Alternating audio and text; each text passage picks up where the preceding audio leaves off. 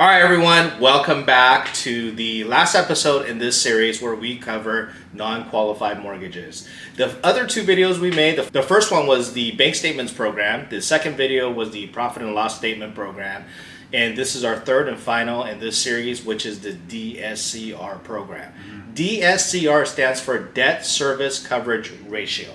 Okay, and we're going to dive in. Trust me, if you don't understand that term, you definitely will by the end of this video. Once again, we have our in-house expert, Ragnar, here to explain to us what a DSCR program is and how it will benefit you.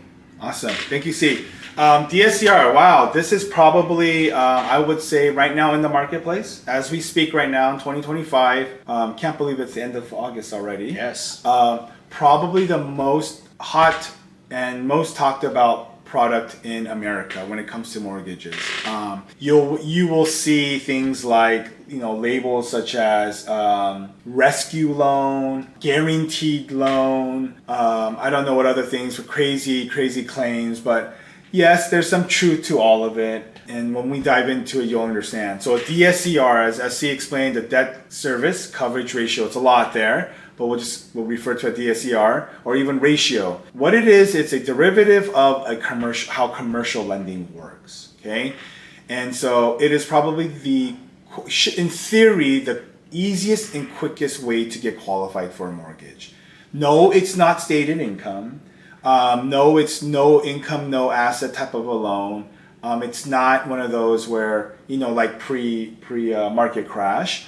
But what it is it's built on the basis of commercial lending. So it's only looking at the subject property, okay? And more specifically, looking at the cash flow of the subject property. So let's just say you're a borrower, and whether you have one property, now I'm going to cover that later, why I said one, or 20 properties, okay?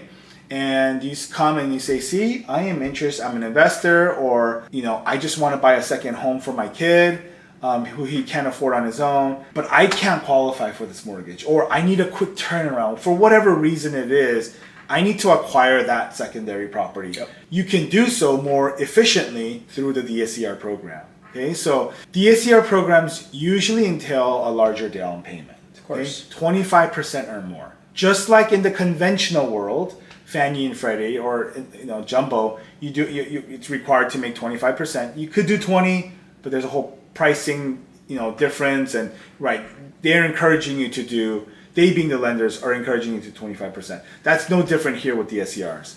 So you do minimum 25% down payment, my apologies. You order the appraisal, and what the lenders are going to be looking at is the cash flow of that business, right? So simple math again. In mortgage, there's no complicated math. So the numerator, or rather the denominator on the bottom, is going to be the monthly payment. So based on that 25% down payment, you're going to take out a 75% loan, right? Whatever that P&I, the principal and interest payment is, plus the taxes and the insurance. And if this is a condo or there's associated HOA, you're going to come to a PITI, a pity payment. Whether there's an existing lease or the appraiser goes out there, appraises it, and also gets what's called a 1007, a fair market rental value. Okay, that's going to be the numerator. So, let's go with the $500,000 example. Property's worth $500,000. Let's say you do 25% down, so you're looking at, a $350,000 loan. Let's say that $350,000 loan equates to, just going to throw a number out there. Let's say it's $3,000. That's taxes, insurance, and HOA even, okay? $3,000. Let's say there's no lease agreement, but the appraiser goes out there, appraises the property, also does a market comparison on the market rentals. And let's say that it comes in at $3,000, okay, for that property. If someone was to acquire that property and rent it out, it's $3,000. Well, now we have a DSCR ratio of 1, okay? You qualify for a mortgage. That is it, okay? Unlike all the other programs, whether it's QM, Fannie Mae, Freddie Mac, FHA, VAs, or jumbo loans, with this specific program, DSCR, no income documents are required, and for the most part, no other document is really required other than just a proof of down payment and closing costs. So bank statements. We do need a credit report to make sure you meet the minimum FICO score. Correct. But we're not looking at your individual debt there. Yes. Right. So unlike a traditional mortgage, the debt that shows up on your credit report is not going to play into the qualification or the calculation as far as you qualifying for this loan. Correct. There's no DTI factor. Right. Debt to income ratio. It's DSCR ratio. Right. It's looking at the cash flow. But to C's point, yes, a credit is still pulled largely to see your credit score, right? Because credit scores largely determine the interest rate. But it's just the DSCR, and that is it. Yep. It's that simple. Now, let's say that the rent's actually $3,500. Your payment is $3,000. Well, your DSCR now is above 1. That might be 1.25. Well, guess what? Your interest rate might be lower than that, right? Yes. So the DSCR ratio will kind of largely determine what your interest rate is going to be and other conditions like reserves. So DSCR programs do require reserves. The lender is not going to collateralize that reserve, but they just want to see in the event that this property doesn't cash or that there's no tenant, will the borrower, you, then have enough reserves for 6 months, 12 months, 9, whatever it might be that's required to cover that mortgage payment.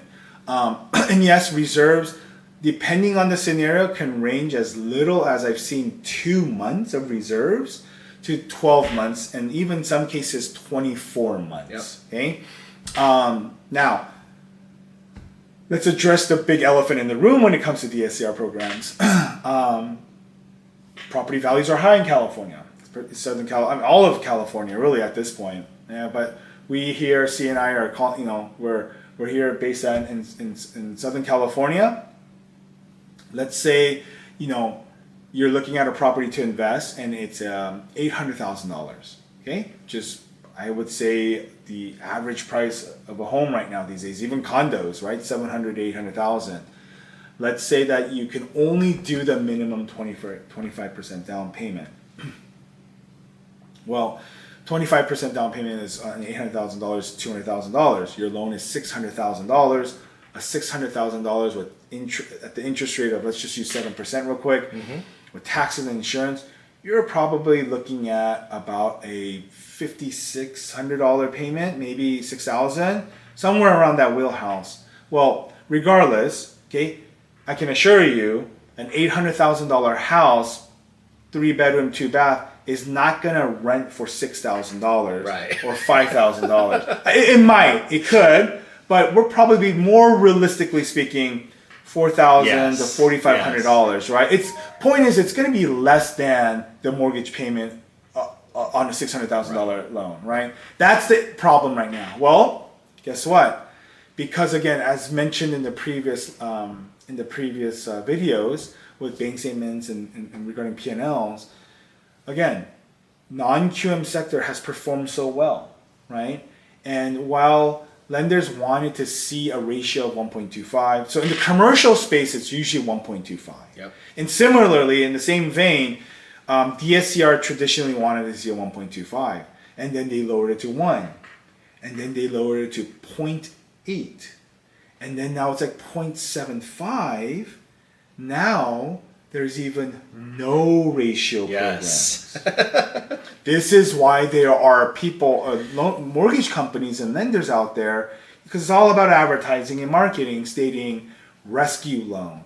You're in a bind and escrow, you can't close for whatever reason because a lender messed up. Well, look, we have a solution for you. We'll guarantee you that you're going to close on this program or on this property through a DSCR program, right? That it's a guaranteed close of escrow program, right? Which I still think is just not right. No one should guarantee anything.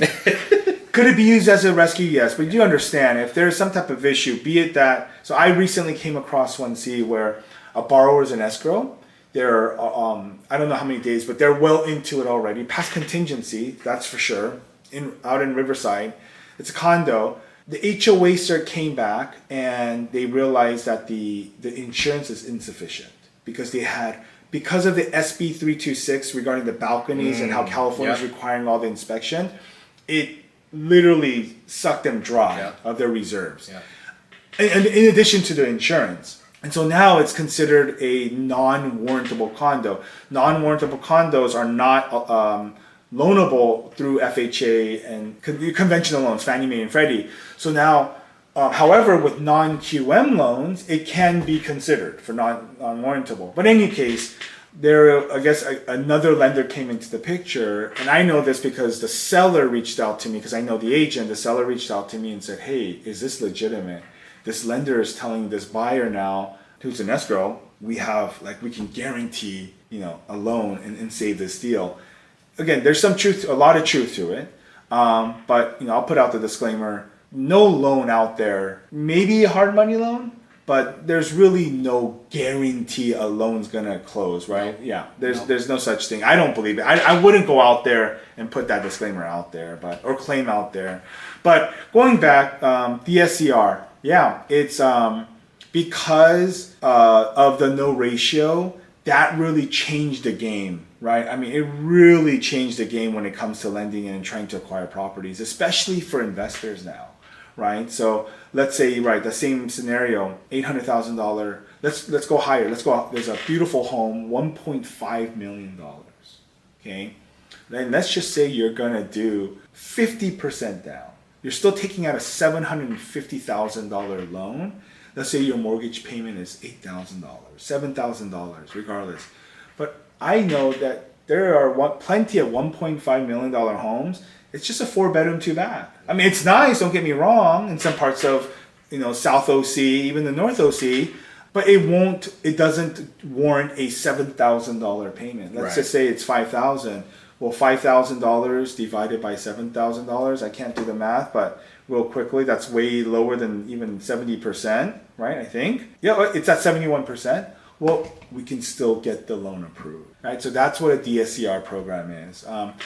Usually, with the lower the ratio, the more reserves. Lower the ratio, you need a higher FICO score. So there are some, variables at play here when you go with a lower DSCR ratio program, but that's how the DSCR program works.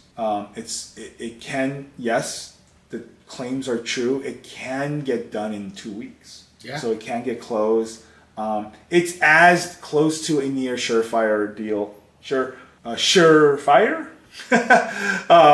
Sure thing, to get closed.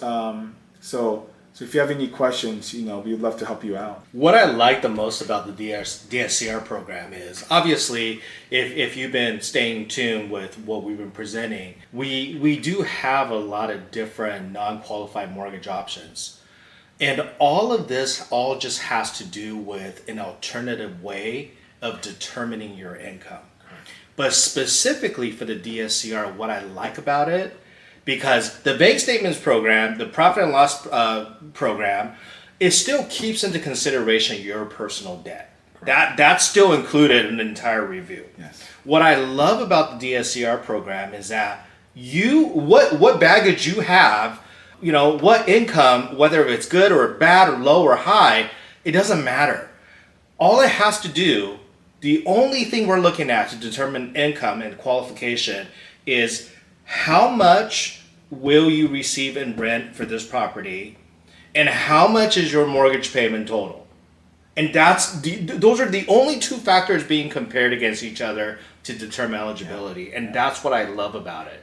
As loan officers, we love simplicity. Mm-hmm. As underwriters who are reviewing and stamping the loan with approvals, they love simplicity. Yeah. In fact, I run into a situation all the time, and I know you probably do. Husband and wife, one of the spouses does not work, right? Mm-hmm. So my question is, hey, can we leave the husband off the loan? Yeah. Can we leave the wife off the loan? Well, why? We want to buy together. Yes, you will still be buying the house together, but your wife or your husband has no income, but they still have debt, which is going to drag down your loan. So why don't we remove it? Yeah. So that's an example of simplicity. And let me tell you, besides a hard money loan, I don't think it gets any simpler than a DSCR loan. Yep, agreed. I was going to touch, I almost forgot, but earlier I said whether if you currently own one home or 20 homes. Now, what about someone who doesn't own a home? Okay, so for someone who doesn't own a home, so when it comes to the DSCR program, there's a little bit of a just a nuance that's very interesting, and that is you have to have home. You have to present and prove that you have experienced home ownership, right? So you have to have your current own primary home to utilize on the next property you acquire through a DSCR program. Now there are lenders now, however, and it's been around for a few years, where as long as you can evidence that maybe you don't own a home, but you can evidence that you've been paying rent, like it's through a VOR, what's called a verification of rent. Your landlord will fill out and complete a VOR, basically confirming that you, the borrower, has been living there for 12 months and has been paying and making payments on time. That will suffice the home ownership part. I think it's a rule that's completely reasonable, right? Just because we have simple ways or methods that can help you, right? That you otherwise wouldn't qualify through traditional means. Look, at the end of the day, we still have to practice. We still have to practice responsible lending. Yeah, absolutely. Right. Yeah. It's the same thing with the bank statement and profit and loss statement. There's a 2-year self-employment history, right? Yeah. Because look, you started your own business. I don't know, doing whatever for 6 months. It doesn't mean you're an experienced business owner, Right? And it doesn't show a track record of how the business is going to perform. Correct. I think it's the same thing, Yeah, right? Look, you never owned a home before. Yeah. You never even paid rent. Yeah. What business do you have buying a house? Yeah, buying a house that you're going to use as an investment home, right? That's going to come with negative cash flow. Exactly. Exactly. So yes, although it's a nuance, I think it's reasonable. Yeah, it is reasonable. And look, at the end of the day, the last thing we want to do is yes, we have so many ways of helping you, but is it right for you? Having not owned a home before, never even paid rent, should you really be buying a house and not knowing what you're getting yourself into? And now you have tenants. So it is what it is. Yeah. It's another program, the DS, or another benefit of it is, so when it comes to the number of financed properties that you have in conventional loans, sometimes I do forget this. So I think it's 10. 10, right? You can only have up to 10 financed properties. Now, some lenders will have an overlay. Yes. I remember that when we worked at a big bank, it was 4. Yes. So you couldn't have more than 4 financed properties. If you did, it was by exception based only, right? Second level review. But when it comes to these DSCR, there are lenders that will allow up to 20 finance, and then there's other lenders that don't really care. It's unlimited, right? If you're one of those, please come talk to me because I want to know how you did it. But no, that's another little benefit with the DSCR program. It's both for the new time investor and for the seasoned. Everyone can benefit using this program. I agree. And, for you audience out there, definitely embrace this program and really, really look into it. If this is something that could benefit you. I will tell you this, years ago, investment properties were often frowned upon. Especially coming out of the market crash. Back in the big bank days, we just didn't like investment properties, and we had to find creative ways to go around it, maybe calling it a second home or something like that if it's far enough. But so embrace it. The market is shifting. The investors are shifting their point of view. This program exists. It's simple because the market loves investment properties. So please, don't be on the fence. Do something with it. We're here to help you. We hope you enjoyed this video. We hope you enjoyed the series so far. And we hope that you really took away from something that we had delivered. And please stay tuned because there will be more informative, beneficial videos to come. But until next time, stay tuned. See you guys.